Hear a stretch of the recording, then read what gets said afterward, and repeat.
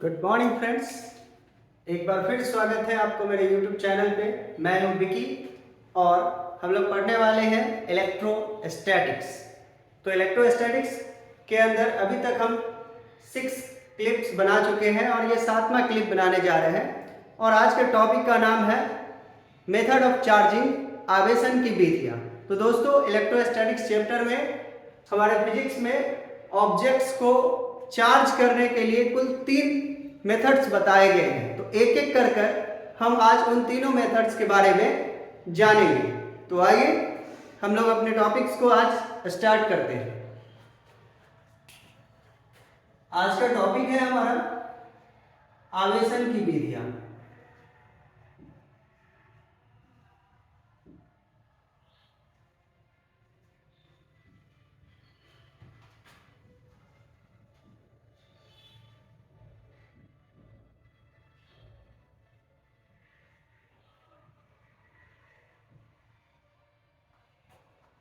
Method of charging.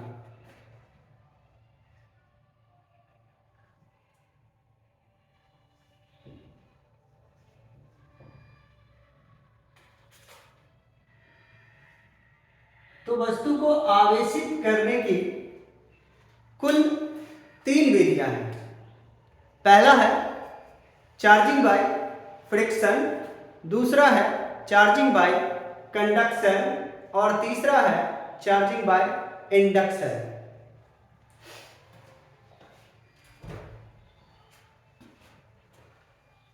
तो दोस्तों, तीनों मेथड्स के बारे में हम लोग एक एक करके अच्छी तरीके से तीनों मेथड्स को अध्ययन करेंगे। तो सबसे पहले और सबसे जो आसान तरीका है वस्तु को आवेशित करने का, वो है घर्षण द्वारा वस्तुओं का आवेशन, जिसे हम कहते हैं इंग्लिश में चार्जिंग बाय फ्रिक्शन। तो आइए जानते हैं। वस्तु को आवेशित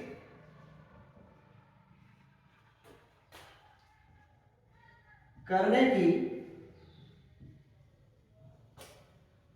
कुल 3 विधियां हैं। 3 मेथड्स बताए गए हैं हमारे फिजिक्स में वस्तु को आवेशित करने का। पहला है घर्षण द्वारा आवेशन,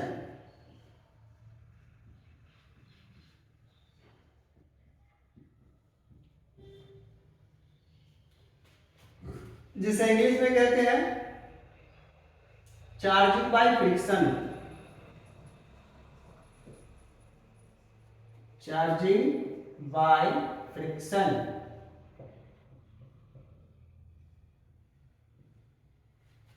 दूसरा मेथड है चालन द्वारा आवेशन।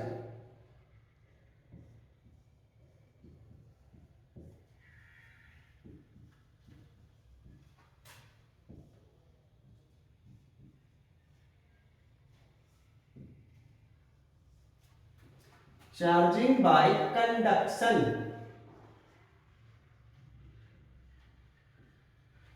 और हमारा तीसरा जो मेथड है उसका नाम है प्रेरण द्वारा आवेशन।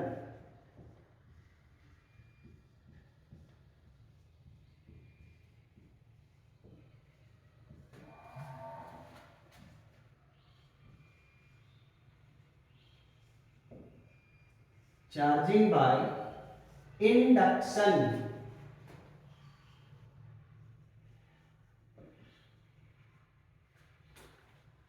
अब हम इन तीनों मेथड्स को एक एक करके जानेंगे, जिसमें सबसे पहला मेथड हमारा जो है वो है घर्षण द्वारा आवेशन। और किसी भी वस्तु को आवेशित करने की सबसे आसान विधि है ये। इसमें बस कुछ नहीं करना है। मॉडर्न इलेक्ट्रॉन थ्योरी के आधार पर 2 वस्तुओं को आपस में रब्ड करना है। और जब दोनों ही वस्तु को आपस में हम रब्ड करते हैं यानी घर्षण करते हैं, ठीक है, तो इलेक्ट्रॉन के स्थानांतरण के कारण दोनों ही वस्तु में आवेश उत्पन्न हो जाता है। जिस दोनों ही वस्तु पर आवेश का परिमाण एक समान होता है, लेकिन उसकी प्रकृति जो है वो बिल्कुल अलग अलग होती है। ठीक है, तो आप इस 3 मेथड्स को पहले याद कर लें कि आवेशन की कुल विधियां कितनी हैं। पहला है घर्षण द्वारा आवेशन, दूसरा है चालन द्वारा आवेशन और तीसरा है प्रेरण द्वारा आवेशन। Charging by friction, charging by conduction, charging by induction. अब सबसे जो पहला मेथड है उसके बारे में हम लोग जानते हैं। तो जब दो पदार्थ को, एक बात और ध्यान में रखना है दोस्तों कि चार्जिंग बाय कंडक्शन में, चार्जिंग बाय फ्रिक्शन में दो कुचालक पदार्थों को आवेशित किया जाता है। इसमें यह बात बिल्कुल जरूरी है, या तो दोनों पदार्थ कुचालक होगा या दोनों में से कोई एक पदार्थ कुचालक होगा। दोनों पदार्थ चालक नहीं होना चाहिए। जब दोनों पदार्थ चालक होगा तो उसे हम चार्जिंग बाय कंडक्शन मेथड से चार्ज करेंगे। ठीक है, तो यहां से बात निकल के आ गई दोस्तों कि सबसे पहला तो दोनों पदार्थ कुचालक होना चाहिए या दोनों में से कोई एक पदार्थ कुचालक होना चाहिए। तो आइए इसके डेफिनेशन में लिखें कि जब दो कुचालक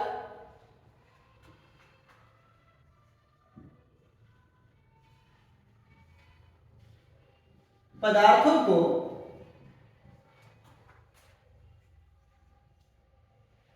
आपस में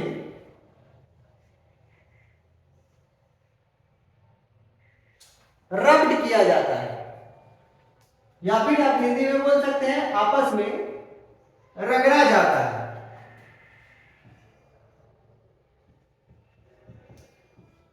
रगड़ा जाता है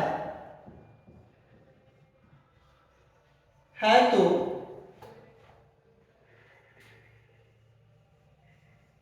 इलेक्ट्रॉन के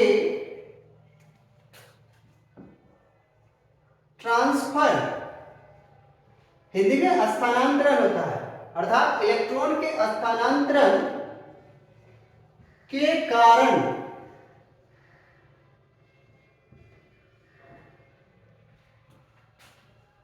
दोनों ही वस्तु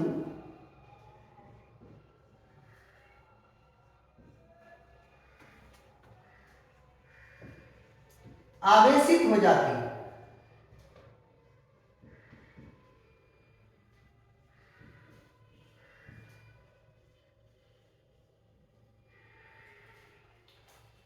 तो दोस्तों आप जान लीजिए कि जब दो कुचालक पदार्थों को आपस में रब्ड किया जाता है तो दोनों ही पदार्थ इलेक्ट्रॉन के स्थानांतरण के कारण आवेशित हो जाती है।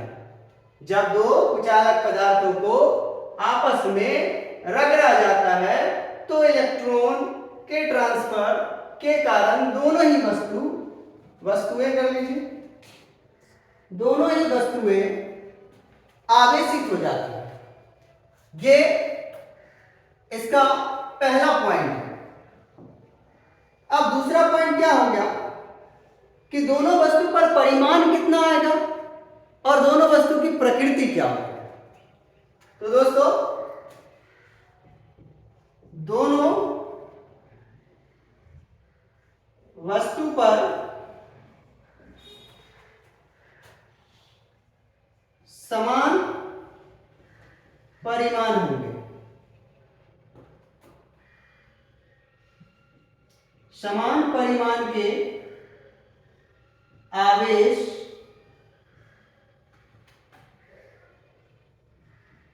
होंगे, लेकिन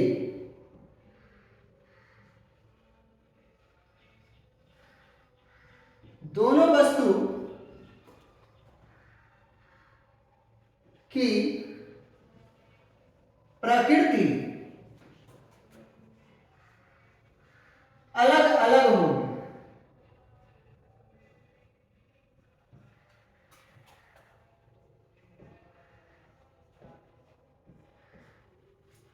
ठीक है, यहां तक आप पहले नोट कर ले, फिर हम आगे बात करते हैं।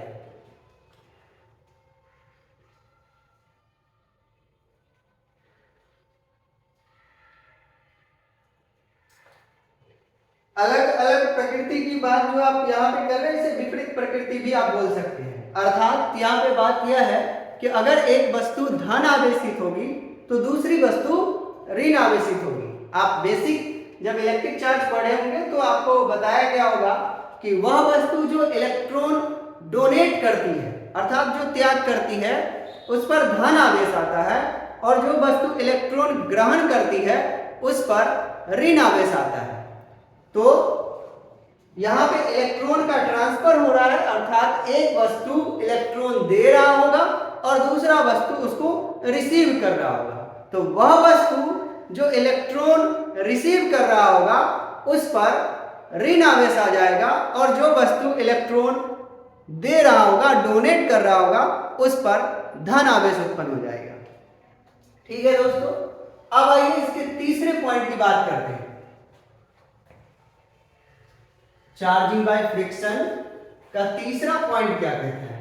तो चार्जिंग बाय फ्रिक्शन का तीसरा पॉइंट हमें यह बताता है कि यह मेथड जो है वो आवेश के संरक्षण सिद्धांत का पालन करती है। तो आप लिख सकते हैं कि इस प्रक्रिया में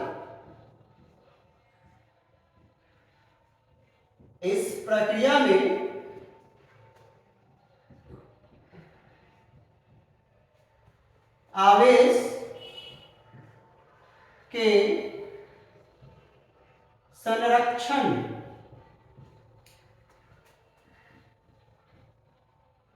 सिद्धांत का पालन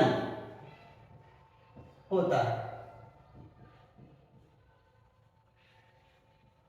अर्थात जब दो वस्तु को रगड़ा जाता है तो रगड़ने से पहले वस्तु का आवेश जितना होता है, कुल आवेश, वो रगड़ने के बाद भी वस्तु का, दोनों ही वस्तु का कुल आवेश यानी सिस्टम का कुल आवेश नियतांक होता है, नियत रहता है, कांस्टेंट रहता है। इसे ही हम आवेश के संरक्षण सिद्धांत कहते हैं। ठीक है, अब चौथा पॉइंट इसमें नोट कर लीजिए। बादलों का आवेशन, बादलों का आवेशन भी घर्षण द्वारा होता है।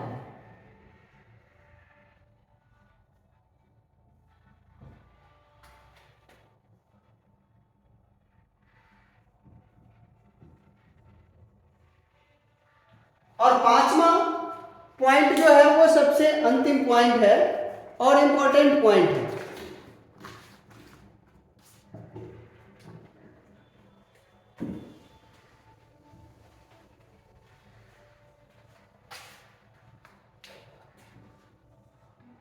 इस प्रक्रिया में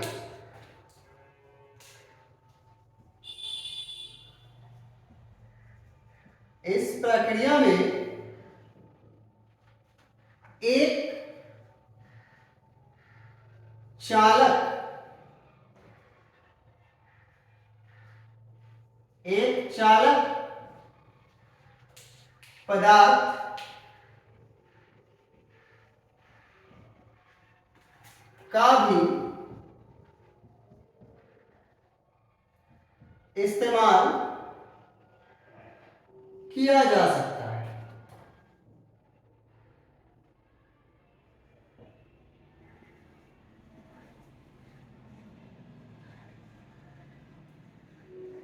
लेकिन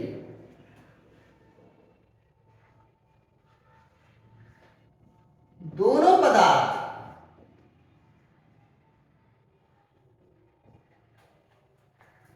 चालक नहीं होना चाहिए।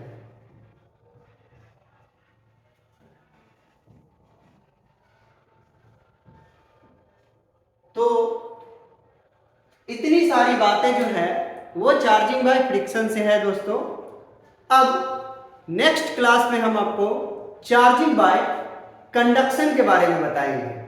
तब तक के लिए बाय, फिर मिलेंगे इसी चैनल पे। धन्यवाद।